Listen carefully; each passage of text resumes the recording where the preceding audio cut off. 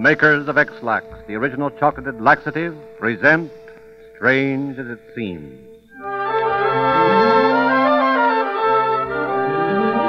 Not every mother wants her son to be president of the United States. But just the same, it is fun to plan ahead for your children, isn't it? But you know, Mother, their day-to-day needs right now call for your most careful thought. And important as anything else is the laxative you give your children. First, is it pleasant to take? And even more important, is it a good laxative? Well, X-Lax is pleasant because it tastes just like delicious chocolate. And as for being good, for more than 30 years, wise mothers have been giving X-Lax to their children because it's mild, gentle, dependable, and thorough. Above all, because it's a correctly timed laxative that takes 6 to 8 hours to be effective. Therefore, it's kind to young systems. One more thing, Mother. X-Lax is just as good for the grown-ups as for the children. So the next time you pass your druggist's, stop in for a box of X-Lax, won't you? 10 cents and 25 cents a box.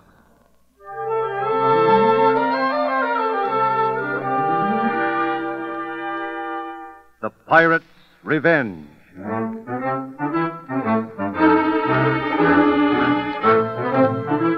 Spanish doubloons, the skull and crossbones, Treasure Island. Who is not thrilled by stories of the pirates of the Spanish Main?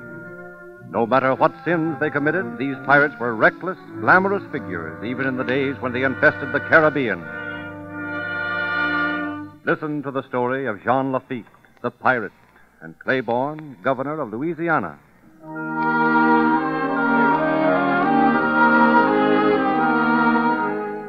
New Orleans, not long after the Louisiana Purchase. Jean Lafeete traffics in stolen goods and has a fleet of pirate vessels to do his bidding, but owns a blacksmith shop as a blind to cover his dishonest schemes. Governor Claiborne is indignant. I tell you, something must be done about Jean Lafeete. He openly boasts that he, not I, is the real governor of Louisiana. But what can we do, Governor? Lafeete owns the militia and the police. Ah, you merchants wink at Lafete's dealings because you can buy goods from him at low prices. Now, you can't accuse me. You know I wouldn't do anything like that. I'm going to post a notice offering a reward of $500 for his capture. That's what I'll do. Why, you can't do that. $500. That's a good round sum. Aye, and there's not many that won't try to bring them to me for that figure. You're Tomorrow right, morning, you'll find the notices posted all over New Orleans. Ah, then what will our proud Jean Lafeete do?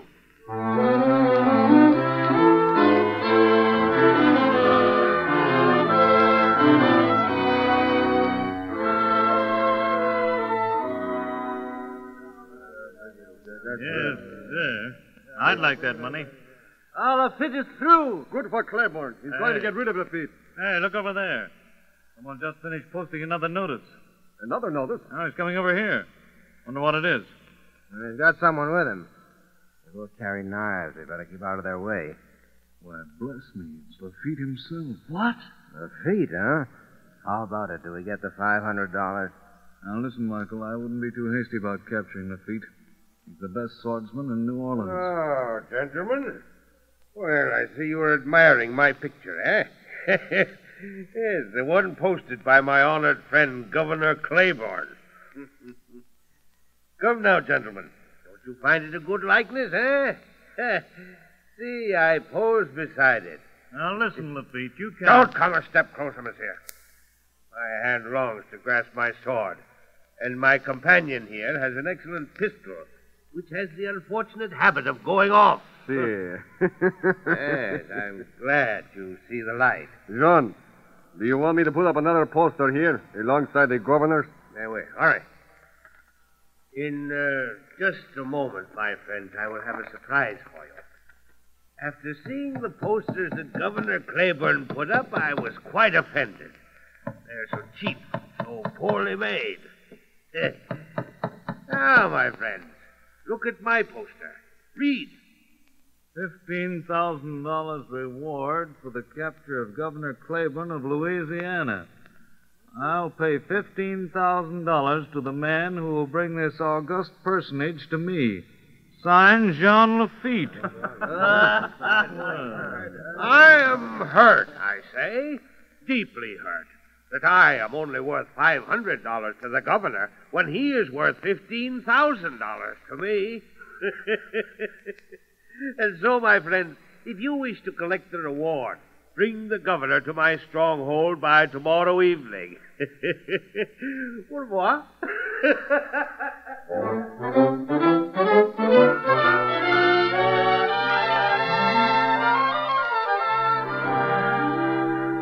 Strange as it seems, when Jean Lafeete saw Governor Claiborne's posters advertising a reward for his capture, Lafeete had some posters made offering 30 times as much for the capture of the governor.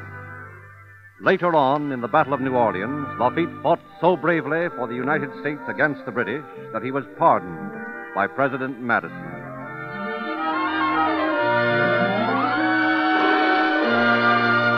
The horse nobility. The beginning of the 16th century, Nicholas Mavroghene, governor of the ancient province of Wallachia, orders the nobles of Wallachia to prepare to take up arms in defense of the Turks, who control the province. But the nobles refuse. Noblemen, since you have refused to take up arms as I have ordered you, I will give you but one more chance to prove your obedience. Groom, lead the horses from their stalls.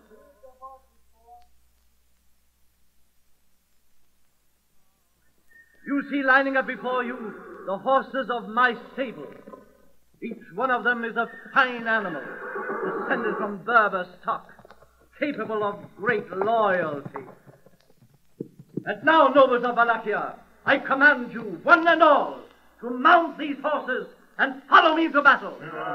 Take care, I am in no forgiving mood. Very well, then, silence, silence! I have the Turkish Empire behind me, and can do what I like with you.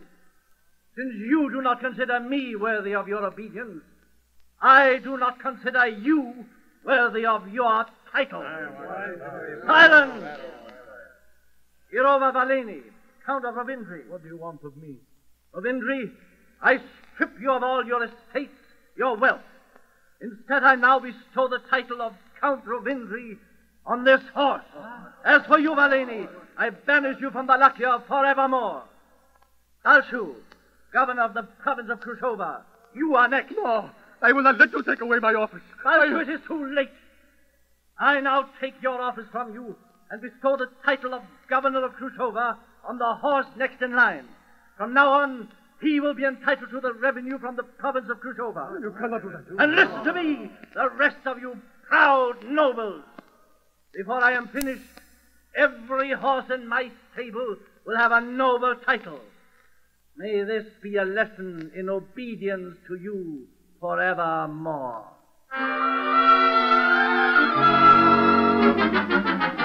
Strange as it seems, the governor of Wallachia actually did take the titles away from the disobedient nobles and bestowed them on the horses in his stable.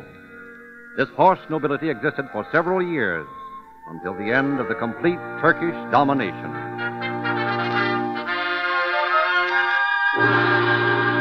Robert E. Lee, Confederate or Federal?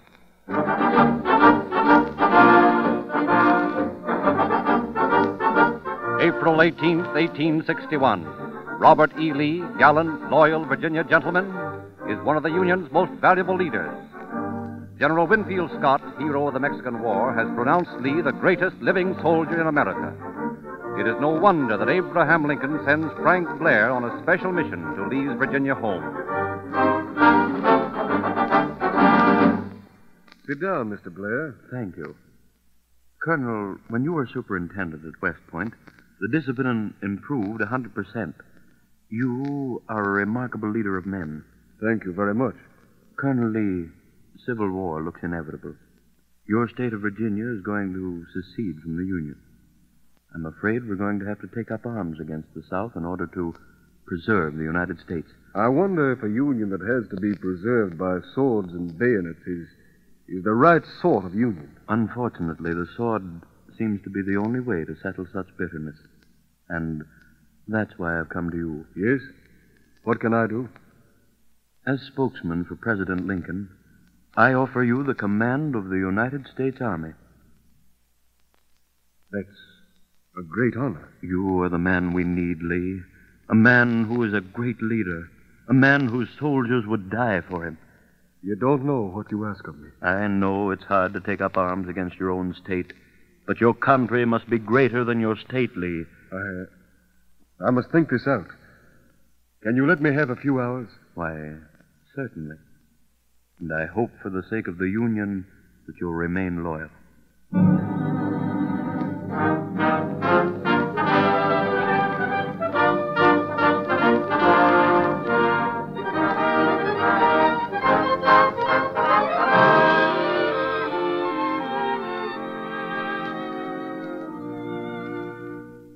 Well, Colonel Lee? Why, what's wrong, Colonel? You look tired, old. I lost 10 years of my life last night, Blair. But you did finally reach a decision? All night long I walked, hoping to God that I could gain help from the stars. There are times when a man can't find an answer in his own heart. Don't be afraid to tell me your answer, Lee.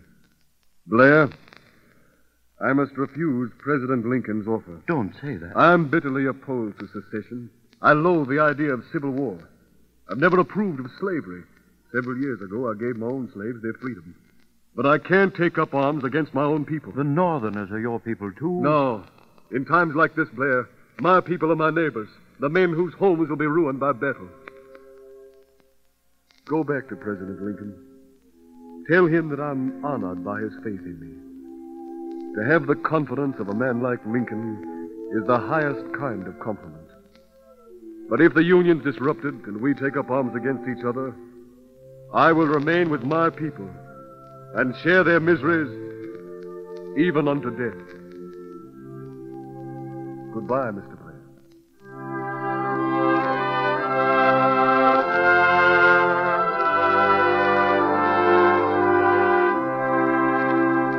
Strange as it seems, General Robert E. Lee, the great Confederate leader of the Civil War, was offered the command of the Northern Army by Abraham Lincoln.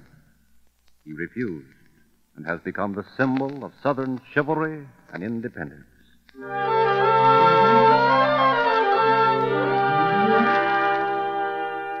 Here's an incident that took place in a typical American home. Let's listen. Hello? Oh, hello, Dorothy. Fine, how are you? Why, what's the matter? Oh, yes, but Dorothy, you don't have to take those old-fashioned remedies. I know, but just listen to me for a minute. I'm surprised you don't know about X-Lax. Why, everybody takes it at our house. It tastes grand, just like chocolate. But that's not all. It's not only easy to take, but it's mild and gentle, because my druggist told me it's a correctly timed laxative. It takes 6 to 8 hours to be effective. Well, that's all right. But listen, Dorothy, there's one more thing. If Bob or the kiddies need a laxative, give them X-Lax, too. It's fine for everybody. Oh, don't thank me. Thank X-Lax. Goodbye.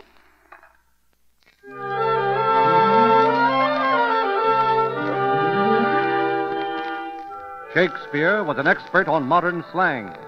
On the next broadcast, you will hear some amusing and very modern expressions which Shakespeare wrote in his plays.